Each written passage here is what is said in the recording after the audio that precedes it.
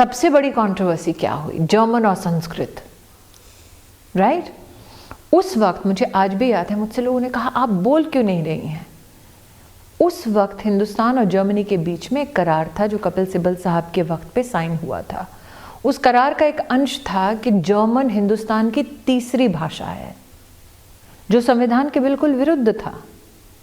मेरे पास जब कागज़ आया कि चलिए आप उसी एमओयू को दोहराइए, तो क्या मैं, आप बताइए नाविका जी, संविधान के विरोध में जाकर, हिंदुस्तान के विरोध में जाकर उस कागज़ पर दस्तखत कर सकती थी जो कह रहा था German is the third language of my country, it is a foreign language which is to be celebrated, which is to be shared as much as Indian languages are to be shared overseas। लेकिन उस वक्त हुआ इतना create हुआ, सबने कहा एक bite तो दे दीजिए। पर कोर्ट वोट में बुलाया गया था, कोर्ट में बुलाया गया और मैं जीती।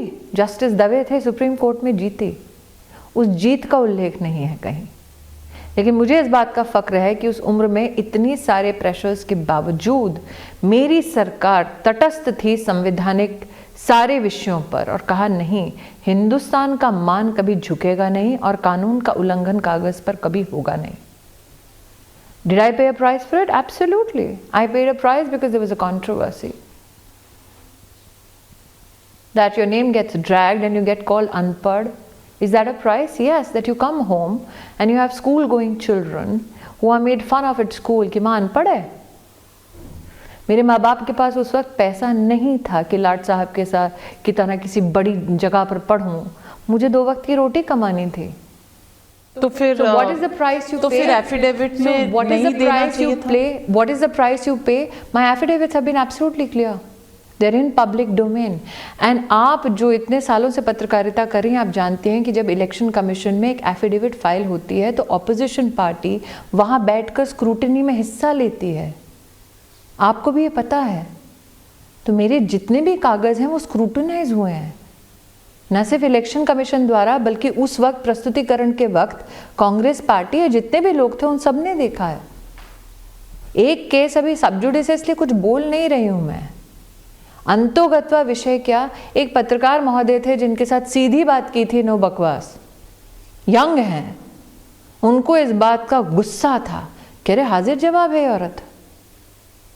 तो उनकी एक कॉन्क्लेव में ये बात छिड़ी। आज मैं खुलासा करती हूँ आपके शो पे, अगर हिम्मत है तो चलाइएगा। उनके कॉन्क्लेव में ये बात छिड़ी, उन्होंने एक एडिट किया और पूरा इंटरव्यू चला दिया। वहाँ से शुरू हुआ कि अनपढ़ है। बाद में मैंने फ़ोन किया कि साहब आपने एडिट किया है, ये कीमत चुकाई जाती है मुंहफट होने की। चुकाई मैंने, मुझे कोई गम नहीं है इस बात का। पर आज जब पीछे देखती नहीं देखती, आगे देखती हूँ। सिंहावलोकन नाम का एक शब्द है, एक भावना है हमारी सभ्यता में कि शेर जब एक डिस्टेंस कवर करता है तो मुड़कर देखता ज़रूर है, ये देखने के लिए कितना डिस्टेंस, कितनी राह चल चुके हैं और आगे कितना जाना है, उसका एक मापदंड होता है। सिंहावलोकन हो सकता है, लेकिन बार बार पीछे मुड़कर देखा नहीं जाता।